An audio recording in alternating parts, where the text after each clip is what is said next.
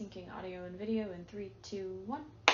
Hi, welcome back to the Bookworm Auntie. I'm Katherina. I am still sick, but I am feeling a little bit better, so I'm doing another video this week. I feel less frumpy, so yeah, we're gonna do this. If you couldn't tell based on the big stack of books I have right here, I'm giving you some book recommendations today. These are my favorite books of all time. These are books that, regardless of when I read them and what point in my life, these are books that stay with me consistently and move a very deep part of me that goes beyond emotions. Without further ado, let's get into it. These are in no particular order. If these books have made my all-time favorites list, they all classify as equal in favorites in my head, aside from one book, but we're saving that for the end.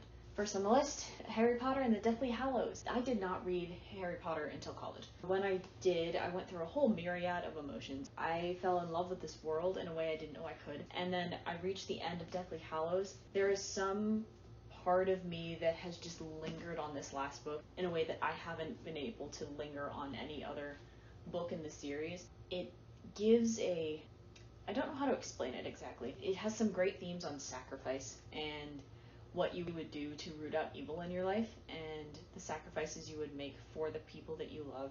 On top of all of those themes, it's just an excellent finale. It's one of the best book finales I've ever read, and it's a book that is going to stay with me forever. We also have Sky in the Deep by Adrienne Young. This book, it's classified so often on the internet as like an enemies to lovers story. And yes, there is like an enemies to lovers story in it, but this book, there's so many profound themes on grief. A lot of people complain about this book that it's not very plot heavy, but I don't think that's the point. This is a very character driven book. It touched a very deep part of my soul. The main character, Elin, she is someone I connected with in a way that I don't know how to explain. Not just views on grief, but coming to terms with all the horrible things that she's done to be the person that she's become, and slowly, like over the course of the book, she recognizes who she has become in this world state of like being raised in violence. And it connected with the part of me that finds it hard to forgive myself for the horrible things that I've done. And so her character arc through finding forgiveness in herself for all of that, those themes have stayed with me. Next on my list, again, no particular order, it's just the way I have them stacked, Chosen Ones by Veronica Roth. This is Veronica Roth's masterpiece. She's the author who wrote Divergent. Her themes in her books are always so good. Chosen Ones follows a group of people. They were the chosen ones as teenagers who saved the world, but now this book follows who they became as adults and all of the grief and post-traumatic stress and mental instability and all the things that come with being a teenager savior of the world when supernatural elements are at play. As a result, this is one of the most thought-provoking books that I've read in the past decade. It asks similar questions, I think, that Invisible Life of Addie LaRue does, but it does them better and in a way that doesn't leave you feeling awful and gives you a sense of hope at the end without being cheesy. I cannot go on enough about this book. More people need to read it. I wish this wasn't so slept on. The next book, this is my only nonfiction book on this list, is The Story of a Soul, the autobiography from Saint Therese of Lisieux. She grew up in a Catholic family and eventually ended up as a nun in a Carmelite convent in France in the late 1800s. She is one of my favorite saints because of how much her interior relationship with the Lord reflects so much of my own relationship with God. This is a book I constantly go back to, just reading different passages, finding different quotes. Occasionally I will reread. I think I've read this twice now. I'm actually thinking about doing another reread this year, possibly during Advent or next year during Lent. This particular nonfiction has stayed with me in a way that other nonfictions never have. The next book is a book I read in middle school. I read this in middle school for school. I was bored the first 3 chapters. I remember telling my dad when I was reading it for school, like, I can't believe they're making us read it. I don't want to read this. This is kind of boring. And then the rest of the book took off. This is Johnny Tremaine by Esther Forbes. This was the book that made me fall in love with American history and historical fiction. Got me interested in learning about history. This was my first jump into what fiction in historical time periods could be, and made me just fall in love with learning about history, American history, and then just world history in general. And on top of that, it's a great entertaining story, and I love it. Alright, the next book on this list, this is a book I read in elementary school, The Wednesday Wars by Gary D. Schmidt. And I haven't read it again since middle school, but it is one of those books where I can't remember all the specific details about the plot or the characters, but I remember the themes and the feelings that it evoked in me, and it still has me thinking about some of these same questions.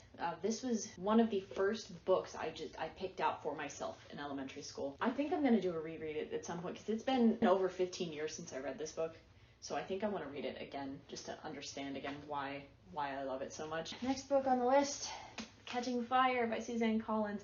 I love the Hunger Games books so much. I mentioned that in the books that got me into reading in the BookTube newbie tag. Catching Fire, the second book in the series, it did things to me that the other two did not and could not ever. Suzanne Collins has amazing themes in her books. There's a reason she got so popular. Catching Fire in particular asks a lot of really hard questions about, with Katniss's idea of, okay, so she's come back from the Hunger Games from book 1, and this is her book of deciding how much is she willing to fight for what is right in the world versus just trying to get by. I think there's something so profound about asking yourself those questions of how far are you willing to go and how much are you willing to sacrifice for the sake of what is good in the world. Asking the questions like what is surviving versus what is living. On top of that, it's just entertaining and it's so fast paced, and yeah, Catching Fire. Next book on my list is Delirium by Lauren Oliver. If you haven't noticed yet, there's a bit of a theme with, I love dystopian books because I think dystopian covers themes in a way that other genres aren't able to. The thing with Delirium, there is a love story in it, and that is one of the primary plot threads, but it goes so much deeper than that because Lauren Oliver just has incredible themes in her books. Delirium is a book that asks you how far you're willing to go for the people that you love. Any of these like human relationships, it asks the questions of how far you're willing to go to protect that sacred relationship with the people that you care about. Without giving too much away, that is Delirium. Next on the list is Paper Towns. I have read a few books by John Green.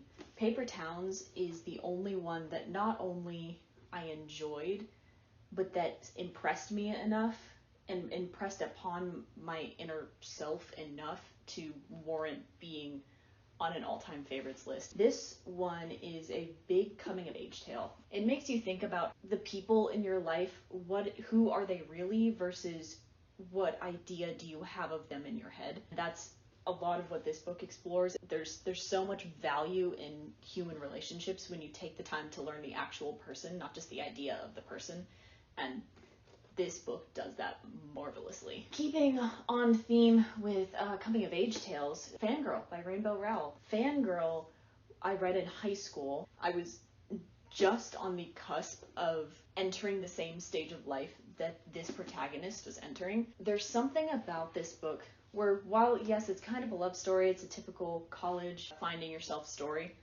there's something so utterly relatable to it that connected with me in a really deep way as an introvert who spends a lot of time in fandoms and imagines what her life could be. So this isn't the stage of life anymore, but because of the impact that this book had on me at the time and how much it got me thinking about the person I want to be as I enter into the next stage of life, that's why this will always be on my favorites of all time list. Next book on here is A Voice in the Wind by Francine Rivers.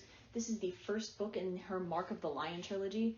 It is historical fiction just after the fall of Jerusalem in AD 70-ish. I think it's right around there. She was a Jewish woman whose family had converted to Christianity right in that time when Christians were being severely persecuted. She gets sold into slavery and ends up in Rome. And it's her story of persevering through her faith, going through serious doubts and struggles, and not only following her, but following a lot of other surprising characters and their own grappling with their relationships with God in a way that isn't cheesy or preachy, because there's so much Christian fiction that is so preachy and cheesy and like sacrifices good story for the sake of message, and this book didn't do that at all. It's one of the books that sticks with me for the sake of what it did to really make me wrestle with a lot of faith life questions and how far I'm willing to go for my faith.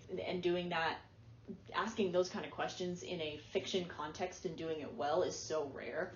And this book, because of all of that, has stayed with me since I read it. I think it was in my gap year between high school and college. The next book on this list is a book that I only have on audio. That is Skyward by Brandon Sanderson. Skyward is another one of those coming of age stories, but it's set in a sci-fi context. The main character's journey, what she goes through in that book, who she was as a person, and her character growth impacted me in a very deep way, in a very similar kind of way. I think that if you had combined Sky in the Deep and Fangirl into one book and then made it sci-fi in terms of the character journey, that's kind of what Skyward was for me. Plus, Brandon Sanderson's writing is just incredible, and his world building is exquisite, and he knows how to tell a really good story. The next book on this list is actually technically a trilogy, but the author intended it to be one book. The Lord of the Rings by J.R.R. Tolkien. This is my favorite fantasy story of all time. I grew up on the movies, and then I read the books in high school, and now this is an annual reread for me, almost annual. This book smells really good. There's something about Lord of the Rings that hits every single one of my favorite story tropes. It's one of the best stories ever written, and it has so many themes, I don't even know where to begin to start with that. There's something so good about this book. I will be in love with Lord of the Rings for the rest of my life. The one book that is ranked in a particular order, it is my favorite of my favorites book of all time, and that is Ender's Game by Orson Scott Card. The character of Ender Wiggin connected with me personally in a way that no other book ever has. Ender Wiggin is so complicated, and in a lot of ways it feels like I'm reading about myself on the page as I read the monologue in his head, as I read from his perspective. And then on top of all of that, it asks the really great questions about what humanity is doing with itself. Good questions about morality, questions about how far you're willing to go to uphold your values or uphold your positions, what sacrifices you're willing to make, what you're willing to oppose for the sake of your values. This book touched me, and I don't even know how to put it into words. This is a book that will stay with me for the rest of time. I don't really have anything else to say about it that won't be spoilery in some way, so just read it. I love this book. That was it. Those were my favorite books of all time. Let me know in the comments, what are your favorite books? What kind of things moved you so deeply that it's going to stay with you for a long time? What are the stories that impact you, that make you feel seen as a human being? My name is Katherina. This is the Bookworm Auntie. I'll see you next time.